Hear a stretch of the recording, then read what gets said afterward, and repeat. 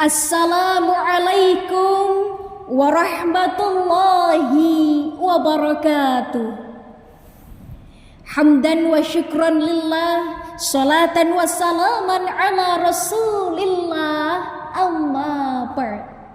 Dewan Hakim yang arif dan bijaksana serta sahabat da'i-da'iyah yang tersenyum mereka, insya Allah ahli ibadah bisa pergi ke Mekah Madinah, pulang dari Mekah rezekinya melimpah ruah, bisa beli tanah dan mobil mewah. Amin Allahumma amin.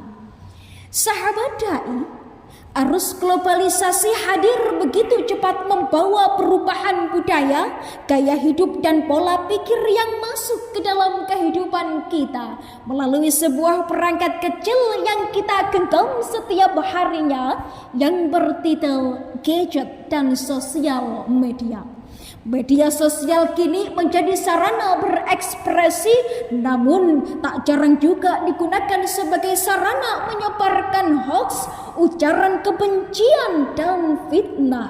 Padahal fitnah itu lebih besar bahayanya dari pembunuhan. Wal fitnatu asyaddu minal qatl. Karena itu, pada kesempatan kali ini, saya Hasna Mutia Al-Fatma akan mengurai sebuah tema tentang pentingnya membangun akhlak mulia dengan bijak bermedia sosial di era digital. Berbicara tentang akhlak mulia, maka yang sedang kita bahas bukan hanya sekedar sopan santun di hadapan manusia, tetapi juga di dunia maya. Sederhananya, akhlak adalah sikap dan perilaku yang muncul secara sadar, konsisten dan mencerminkan nilai-nilai keislaman. Pemirsa dimanapun Anda berada, mari kita simak dan cermati dengan baik potongan ayat 199 dalam Al-Quran surat Al-A'raf. Bismillahirrahmanirrahim. Khudil afwa wa'mur bil urfi wa'arid 'anil jahilin. Al-ayah. Jadilah engkau pemaaf dan suruhlah orang-orang mengerjakan yang ma'ruf, serta berpalinglah dari orang-orang yang bodoh. Menurut Az-Zamakhsyari dan Ibnu Ashur, ayat ini termasuk kategori ajma'u ayatin fi makarimil akhlak. Ayat yang paling luas cakupan dan lengkap tentang bangunan sebuah akhlak mulia. Bahwa bangunan sebuah akhlak terpuji tidak akan pernah terlepas dari 3 hal. Yang pertama, memaafkan atas tindakan dan perilaku yang tidak terpuji dari orang lain. Kedua, senantiasa berusaha melakukan dan menyebarkan kebaikan.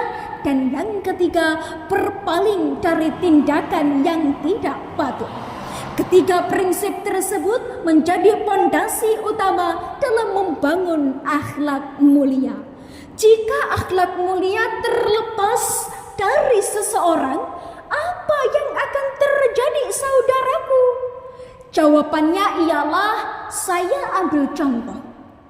Ketika kita membuka sosial media, seringkali tanpa sadar kita disuguhi potongan video singkat, headline sensasional dan narasi yang belum tentu kebenarannya. Ironisnya, kita bukan hanya sekedar menonton, tetapi juga ikut menekan tombol penyebaran. Bukan karena yakin akan sebuah kebenaran, melainkan karena takut tertinggal perbincangan. Betul? Padahal nih, satu kali share yang keliru menjadi beban. Jejak dosa digital terus berjalan. Selama konten itu masih ditayangkan, dosanya terus berjalan tanpa bisa dihentikan. Na'udzubillahi min dzalik. Lantas bagaimana cara kita membentengi hal tersebut? Tenang, Islam memiliki solusi untuk membentengi diri kita dalam penggunaan sosial media. Di antaranya yang pertama, ketika kita akan membagikan sebuah berita haruslah mengandung 3K. Kebenaran, kemaslahatan, dan kebermanfaatan.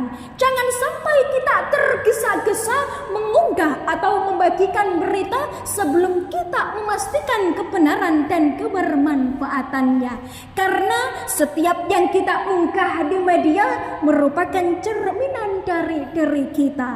Allah Ta'ala berfirman dalam Al-Quran surat Al-Ahzab ayat 70. Bismillahirrahmanirrahim. Ya ayyuhalladzina amanu taqullaha wa qulu qawlan sadida. Shadaqallahul adzim. Dalam ayat tersebut terdapat lafal sadidan yang berarti lurus, tidak menyimpang dan tidak melukai. Apa maksudnya? Maksudnya ialah perkataan seorang mukmin itu bukan hanya sekedar benar, tetapi juga harus tepat dan bermanfaat. Setuju? Kedua, tabayun. Perintah tabayun ini tergambar dalam sebuah hadis riwayat Imam Muslim. Kafa bil mar'i kadziban ayyuhadditsa bikulli ma sabi'. Cukuplah seorang itu dianggap pendusta apabila ia menceritakan setiap yang ia dengar.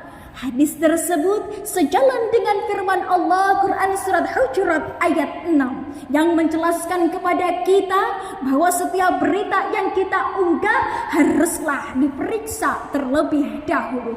Siapa yang membuat, bagaimana kualitasnya, dan apa urgensinya. Karena tidak semua berita itu bersifat akurat dan tepat. Sahabat dai yang berbahagia, dengan demikian dapat kita tarik benang merah bahwa dengan adanya kemajuan ilmu, pengetahuan, dan teknologi, maka kita harus mampu membangun akhlak terpuji dalam kehidupan sehari-hari, terutama di era digitalisasi. Karena itu, mari kita sebagai generasi muda yang kesehariannya mengonsumsi sosial media, bijaklah dalam memilah dan memilihnya. Tetap jaga ukhuwah dan kemaslahatan antar sesama. Semoga Allah meridai. Demikian yang dapat saya sampaikan. Wassalamualaikum warahmatullahi wabarakatuh.